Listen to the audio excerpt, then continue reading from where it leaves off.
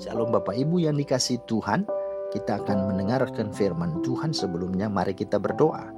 Segala puji syukur hanya bagi-Mu ya Tuhan, yang sudah merahmati kehidupan yang sungguh baru yang boleh kami rasakan sampai hari ini.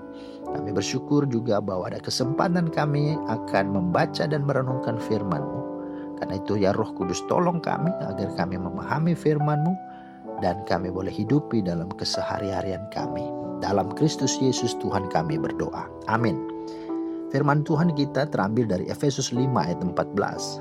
Beginilah firman Tuhan. Itulah sebabnya dikatakan, bangunlah hai kamu yang tidur, dan bangkitlah dari antara orang mati, dan Kristus akan bercahaya atas kamu. Itulah dasar dari perenungan kita saat ini. Bapak Ibu yang dikasihi Tuhan, tema kita adalah, hei kamu yang tertidur, bangunlah. Hei kamu yang tertidur, bangunlah. Nah saudara, kata tidur dalam ayat yang kita baca ini sesungguhnya tidak bermakna tidur seperti biasa, tetapi tidur dalam arti rohani, dengan keadaan rohani yang sudah sekarat, sudah akut, bahkan seolah-olah sudah tidak ada lagi gairah untuk hidup, tidak ada lagi semangat untuk hidup ya. Dan itu berkaitan dengan tidak ada lagi semangat untuk hal-hal rohani, hal-hal yang ilahi ya, apalagi terhadap kebenaran. Itulah sebabnya kalimat berikutnya lebih ditegaskan, bangkitlah dari antara orang mati. Nah ini lebih ironis lagi kan, berarti menunjukkan bahwa rohani mereka juga sudah mati begitu ya. Nah kalau dibahasakan dalam bahasa sehari-hari ya, kerohanian ini sudah lama tertidur atau sudah akut ya, sudah sangat-sangat susah ya untuk hidup gitu ya, untuk bergairah lagi ya. Kalau hanya tidur biasa ya itu sih baik-baik saja, sehat, positif, malah bahkan bermanfaat. Tapi kalau tertidur atau ketiduran rohani itu tidak baik dan bahkan bisa membahayakan. Kalau meminjam bahasa kitab Wahyu 3:1-6 tentang jemaat Sardis, bahwa mereka dikatakan hidup padahal mereka itu mati rohani. Nah seperti apa orang yang tertidur rohani dan mengalami ketiduran rohani? Dan apa yang harusnya kita perbuat? Berikut ada 3 ciri yang juga menjadi bahaya dari tertidur rohani atau ketiduran rohani dan solusinya. Mari kita lihat yang pertama, ciri orang yang tertidur rohani adalah orang yang tidak akan peduli dengan dirinya sendiri. Bahasa anak zaman now atau zaman sekarang, emang gua pikirin. Coba lihat bagaimana kalau seseorang itu kalau sudah tertidur atau ketiduran ya, mau mulutnya mangap, dia nggak peduli. Mau dia ngorok sekeras-kerasnya ya, bahkan bervariasi lagi, berirama lagi ngoroknya kan, dia juga nggak peduli ya. Mau pakaiannya, celananya, roknya ya tersingkap, kedodoran ya, kebuka aja nggak peduli ya. Mau ilernya juga keluar, buat pulau di mana-mana, diguling, dibantal juga nggak peduli ya. Ya itulah kalau sudah tertidur atau sudah ketiduran. Nah begitu juga dengan hal rohani ya.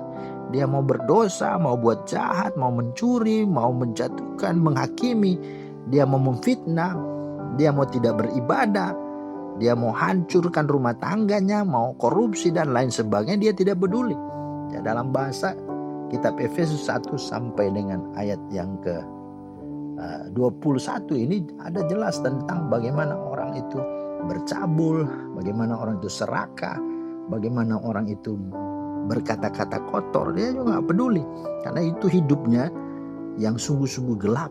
Emang gua pikirin katanya ya.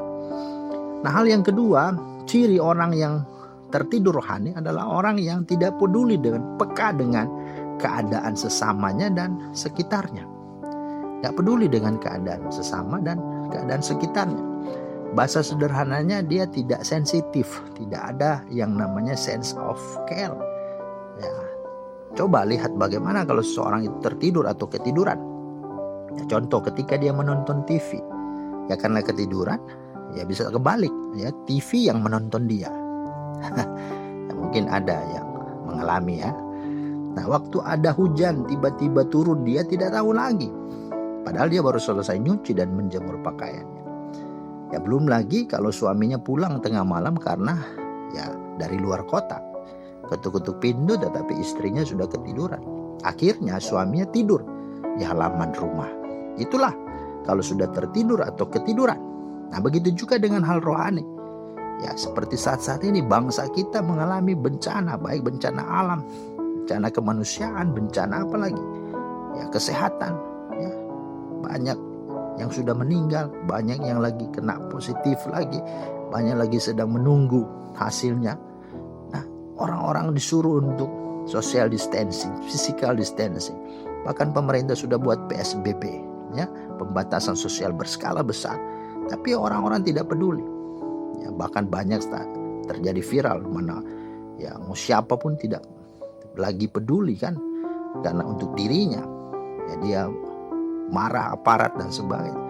Dan sekarang juga ada viral ya hashtag terserah katanya kan, para medis demo gitu ya. Ya. Nah, itu indikasi betapa banyak orang tidak peduli dengan sekitarnya.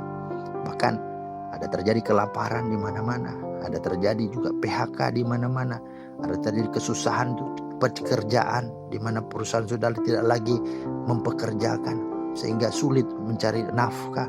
Nah, ini terjadi dan siapa peduli?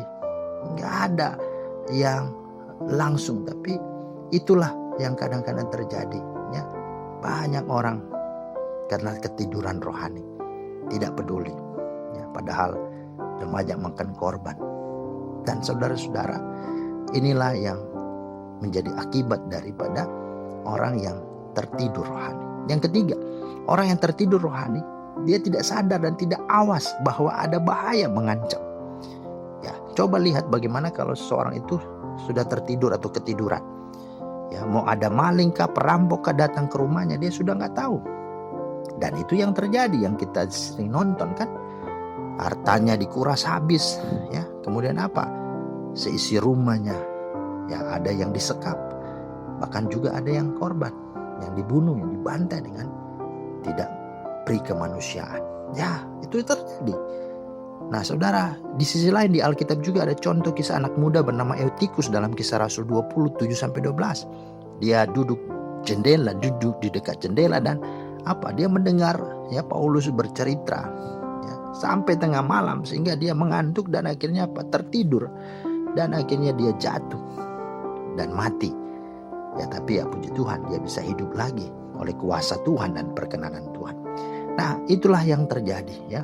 Kita harus sadari juga bahwa kadang kita juga demikian. Dalam hidup ini kita suka ya bersekutu, suka ya, pergi kemana-mana ke tempat-tempat rohani, gereja juga bisa jadi. Tapi ya kita tidak tahu pengajarannya seperti apa. Karena banyak orang suka apa? Hal-hal yang instan, hal-hal yang enak didengar, hal-hal yang gampang, yang mudah. Mereka tidak suka pengajaran, tidak suka makanan-makanan keras. Mau yang berkat, mau yang ya menyenangkan telinga. Dan ini justru berbahaya. Tapi ya itulah yang disukai. Maka bahaya, mengancam. Ya, bahkan di dalam ayat 6 dalam firman Tuhan ini, di dalam ayat 6 berkata, janganlah kamu disesatkan oleh orang dengan kata-kata yang hampa, karena hal-hal yang demikian mendatangkan murka Allah atas orang-orang durhaka. Mari kita sadari ini. Inilah ciri-ciri orang-orang yang tertidur rohani atau ketiduran rohani, yang tentu masih relevan sampai sekarang. Kalau kita tidak sadari itu berbahaya. Nah, karena itu apa jalan keluar dan solusinya? Nah, firman Tuhan berkata, bangunlah hai kamu yang tidur dan bangkitlah dari antara orang mati, dan Kristus akan bercahaya atas kamu. Perhatikan, ada kata bangunlah dan bangkitlah. Berarti ini kata kerja, kata perintah. Ada kata aktif, berarti harus sadar betul, harus ambil langkah dan sikap untuk bangun segera. Kalau bahasa ya, sehari-hari itu kalau kita mau bangun ya waktu kita tidur, kalau ya musim dingin kah atau lagi enak kan kita harus ambil selimut lagi, tidur lagi. Tapi ini tidak, bahasa di sini bangun itu segera, berdiri dan berjalan, pergi ke kamar mandi kah, cuci muka atau mandi kah, segera. Jangan menunda-nunda, jangan berlama-lama gitu ya. Yang dimaksud juga dengan arti bangunlah, bangkitlah, artinya secara rohani bertobatlah segera, jangan menunggu-nunggu.